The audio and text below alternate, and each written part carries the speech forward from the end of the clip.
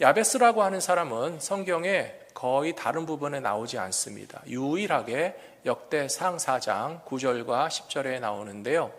유다 지파 족보가 나오는 중에 이름이 나오고 다른 사람들보다 조금 설명이 더 붙어 있을 뿐, 다른 성경의 부분에서는 야베스가 어떤 삶을 살았는지 자세히 기록된 내용이 거의 없습니다.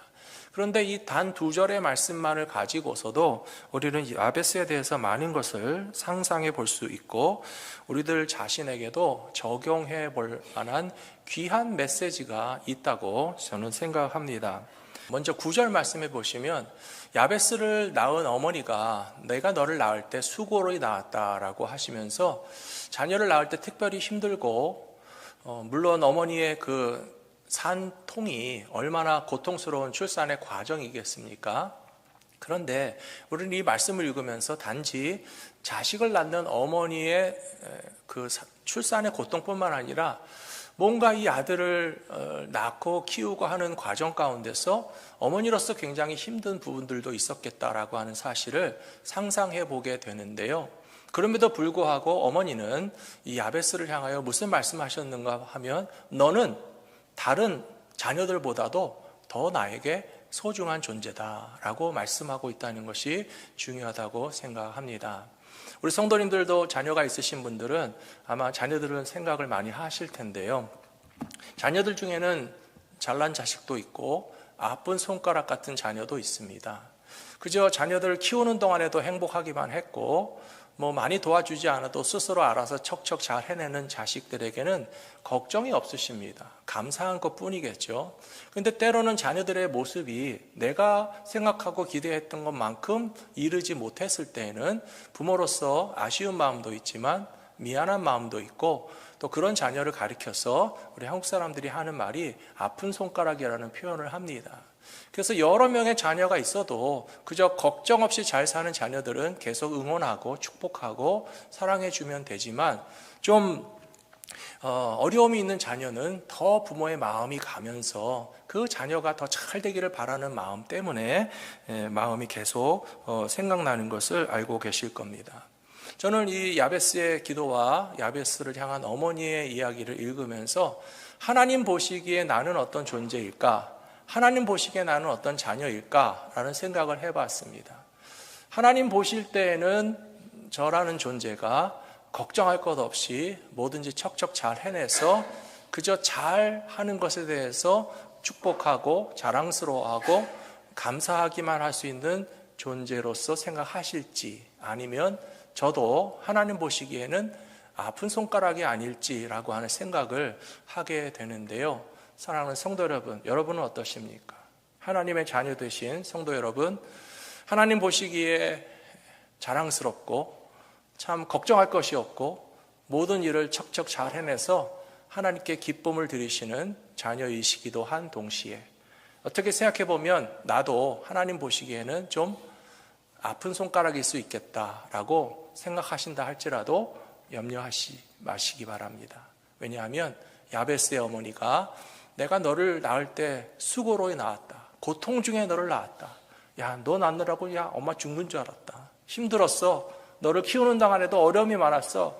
엄마를 속상하게 하고 걱정되게 하는 일 많았어. 하지만 야베스의 어머니는 야베스를 향하여서 너는 모든 형제들 가운데 나에게 귀중한 존재야 라고 이야기한 것처럼 이 자리에 계시는 모든 성도들은 하나님 아버지께서 보시기에 귀한 존재요, 더 사랑해주고 싶은 자녀이며 하나님께서 우리를 마음에 두시고 잊지 않고 기억하시는 그런 복된 새해를 살아갈 수 있도록 허락하셨다는 사실을 기억하시는 모든 성도님들이 되시기를 축복합니다. 사랑하는 성도 여러분, 여러분은 하나님에게 아버지라고 부르실 수 있습니까? 아니면 하나님 무서워요, 하나님 멀리 계시면 좋겠어요, 하나님께 가까이 가는 게 부담스럽습니다 라고 생각하실 수 있는데요, 저는 우리 성도님들에게 권면해 드리고 싶어요. 우리 하나님은 좋으신 아버지신 줄로 믿으시기 바랍니다. 하나님 아버지를 가까이 하시는 성도들이 되시기를 축복합니다.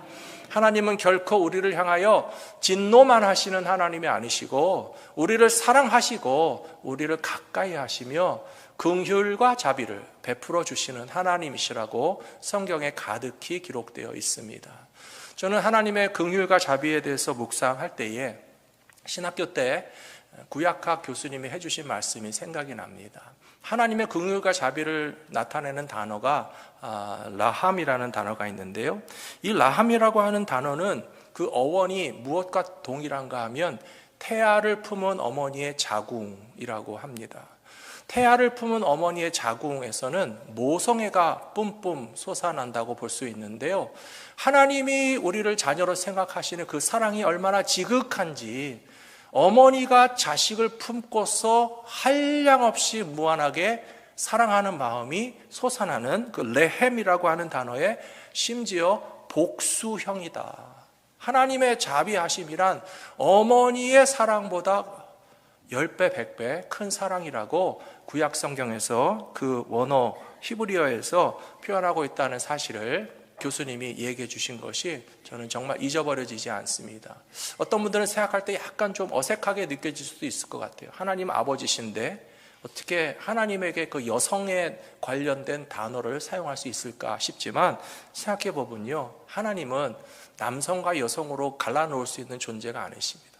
남성과 여성을 뛰어넘으시는 하나님이시죠. 하지만 성경에서 우리가 하나님을 아버지라고 부르고 있지만 아마 하나님에게서 아버지의 사랑만 느끼는 것이 아니라 어머니의 사랑도 느끼시라고 이런 표현이 되었다라고 생각하고요.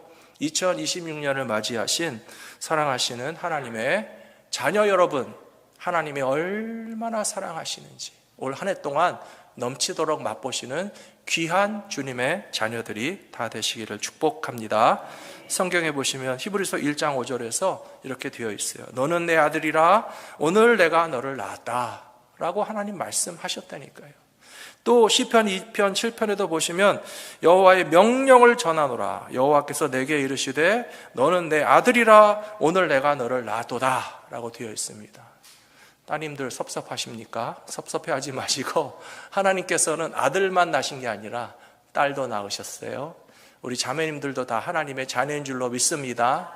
우리 형제님들도 다 하나님의 자녀인 줄로 믿습니다. 심지어 하나님께서 너를 낳았도다 라고 하고 계시잖아요. 하나님께서 마치 자식을 낳은 것처럼 우리를 얼마나 사랑하시는지 생각하신다면 야베스의 기도가 곧 나의 기도가 될 수 있겠구나 라고 하는 것을 이해하실 것입니다. 그렇다면 두 번째로 하나님께 사랑받고 귀하게 여기는 우리들은 무엇을 해야 됩니까? 하나님께 복을 받는 사람들은 믿음으로 그것을 구하여야 한다라고 가르쳐 주시고 있습니다. 지난해 연말부터 역대상 4장 9절 10절 말씀을 펼쳐놓고 묵상하면서 저는 굉장히 기뻤습니다. 하나님께서 제게 이런 말씀을 주신 것이 저는 너무 감사했습니다. 이 9절과 10절 말씀 가운데 제일 먼저 제 마음에 와 닿은 부분은 무엇인가 하면요, 환난을 벗어나 근심이 없게 하옵소서. 그 부분이 좋았습니다. 사랑하는 성도 여러분, 우리 모두가 환난을 벗어나 근심이 없게 하여 주실 줄로 믿습니다. 올 한 해는 한숨소리, 걱정소리 하나도 생겨나지 않고 주님이 주시는 기쁨과 위로와 소망이 충만하시게 될 줄로 믿습니다. 그리고 이 말씀을 보니까요, 복에 복을 더하사라고 이야기하고 있어요. 우리 기독교인들에 대해서 비판적인 생각을 가진 사람들은 예수 믿는 사람들은 축복을 너무 좋아해, 복 받는 걸 좋아해, 좀 비판적으로 생각하는 분들이 있는데요, 거기에는 상당히 큰 오해가 있다고 저는 생각합니다.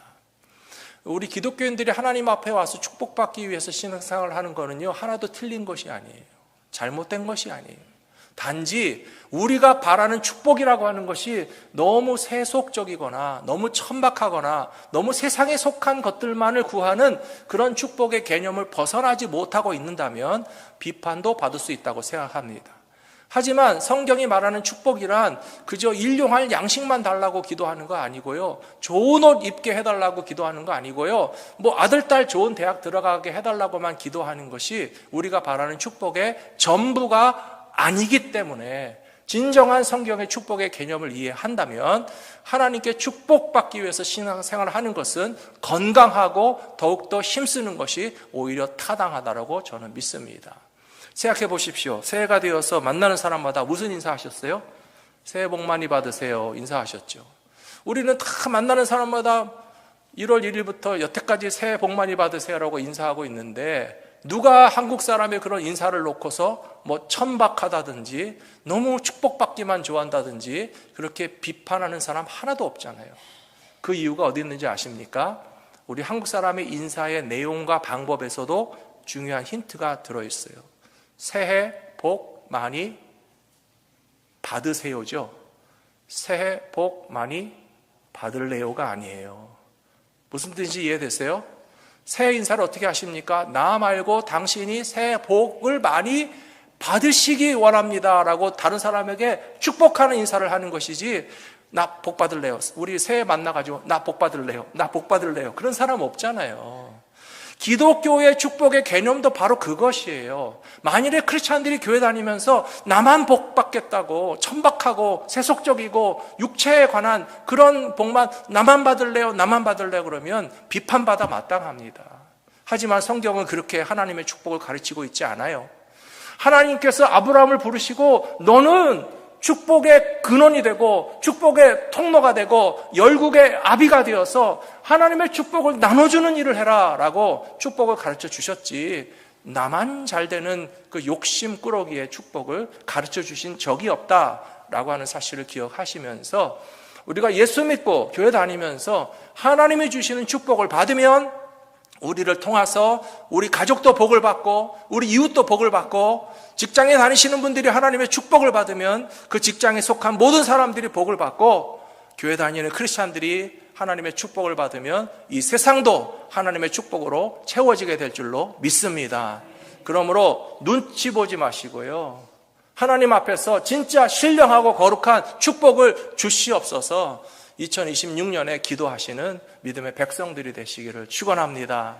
사랑하는 성도 여러분, 그런데 야베스는요 하나님의 축복이 저절로 거저 주어지지 않는다는 사실을 알았어요.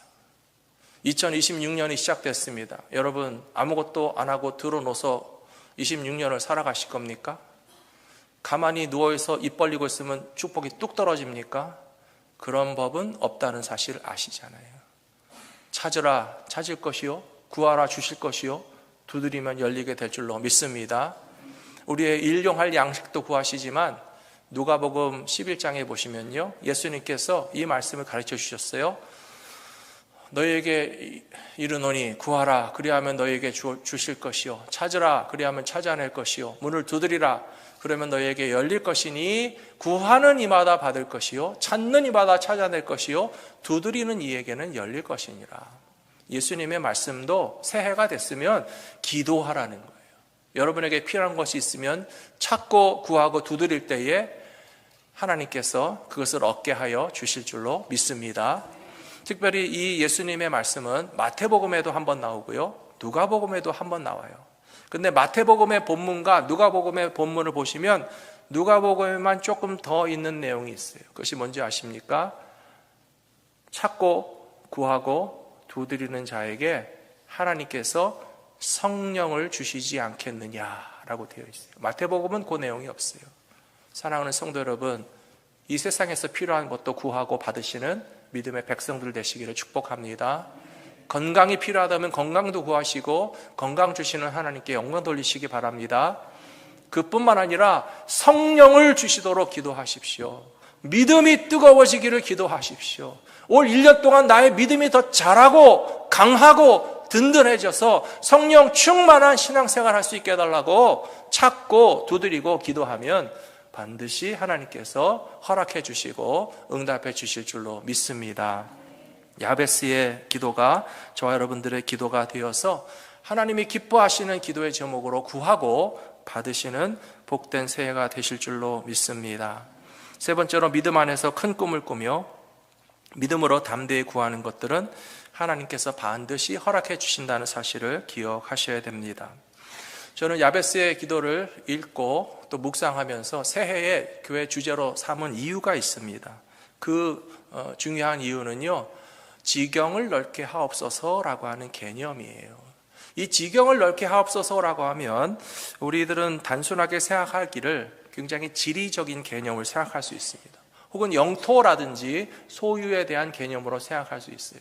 하지만 굳이 이것을 지리적인 개념이나 어떤 소유의 개념으로 생각하지 마시고요, 야베스가 나의 지경을 넓게 하옵소서라고 하는 것은 그의 활동 반경이 커지게 해달라는 말씀으로 볼 수 있습니다. 그의 삶의 영향력이 넓게 퍼지게 해달라고 하는 기도로 볼 수 있고, 또 그를 존경하고 그를 기억하는 사람들이 많아지게 해달라고 하는 기도의 제목일 수 있습니다. 사랑하는 성도 여러분, 여러분의 삶에 적용하십시오.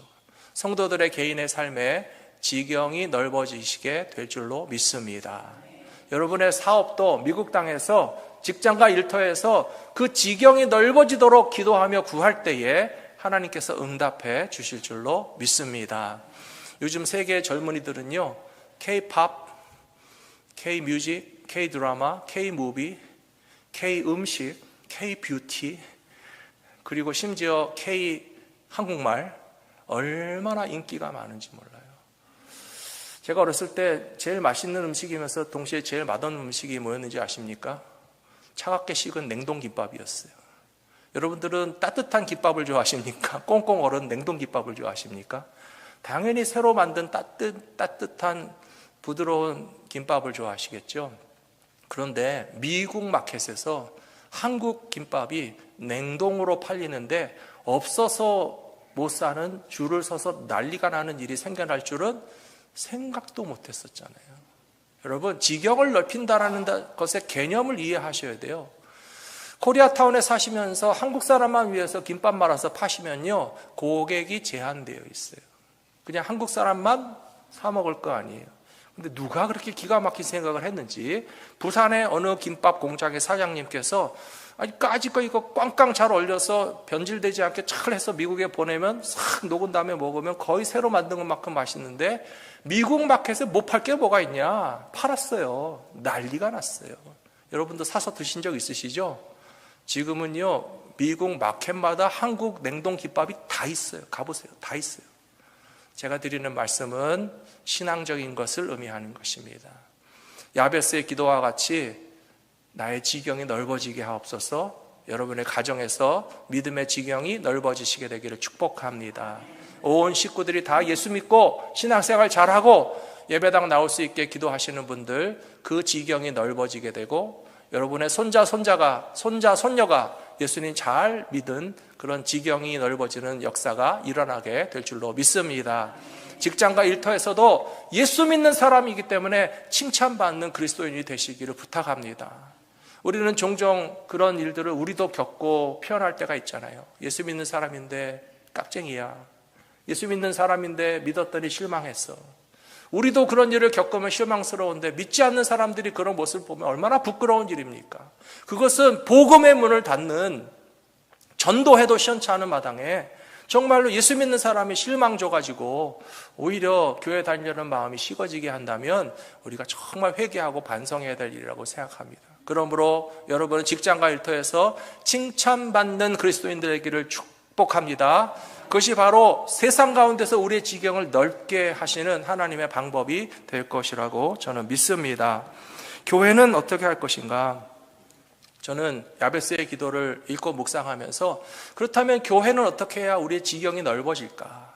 오늘 제가 찾아놓은 몇 가지 말씀을 보시면요, 갈렙에게도 하신 말씀이고 여호수아에게도 하신 말씀이지만 너의 발로 밟는 모든 땅을 너에게 주겠다라고 말씀하셨어요.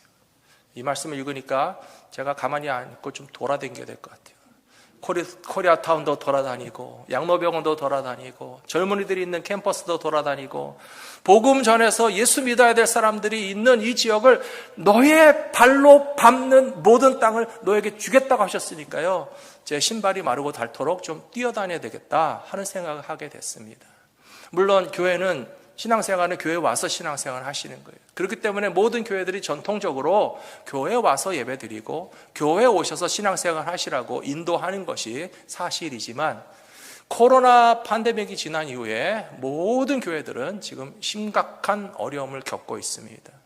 그 심각한 위기 중에 하나는요, 아주 급속한 노령화이고 젊은 세대들이 교회에서 많이 사라졌고 특별히 새로 전도하는 일이 어렵고 모이는 것이 힘들다라고 하는 그런 고충들을 다 이야기하고 있어요.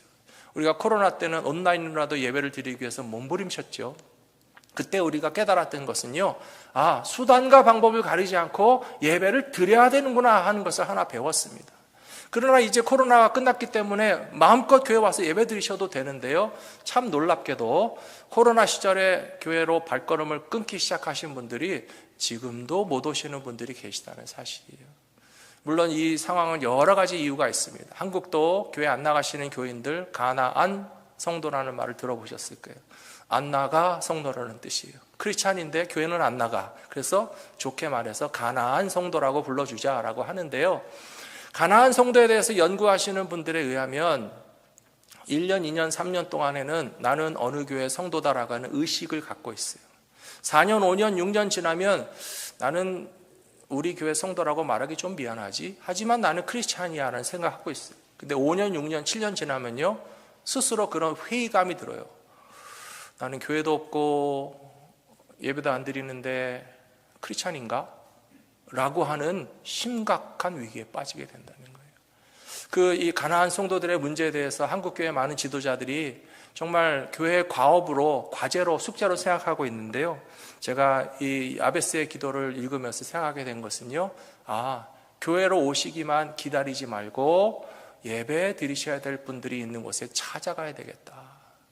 말씀이 필요한 곳에 말씀 들고 찾아가고, 복음이 필요한 곳에는 복음 들고 찾아가고, 하나님의 은혜를 기다리는 분들이 교회 밖에 있다면 교회로 올 때까지만 기다리는 것이 아니라 교회 밖으로 나가서라도 그분들이 은혜 받고 신앙생활하며 영적으로 회복될 수 있도록 도와드려야 되겠다라고 하는 생각하게 되었습니다.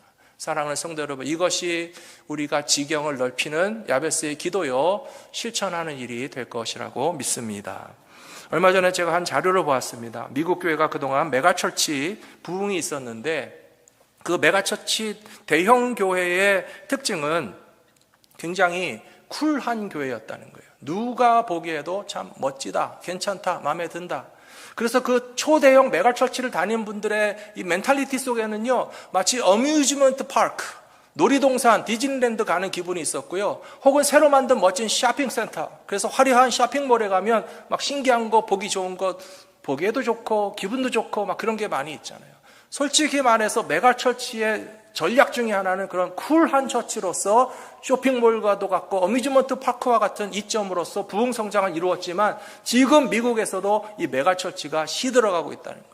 그러면 이 메가처치의 시대가, 쿨한 교회의 시대가 시들어가는데 어떤 교회들이 새로 일어서는가라고 하는 자료를 봤더니요, 진정성 있는 교회가 일어선다는 거예요. 우리가 놀이동산에 가서 식구들과 아이들과 재밌게 놀았죠. 하지만 그 재밌게 놀았던 즐거움이 정말 우리의 영혼에 주시는 즐거움이 있습니까?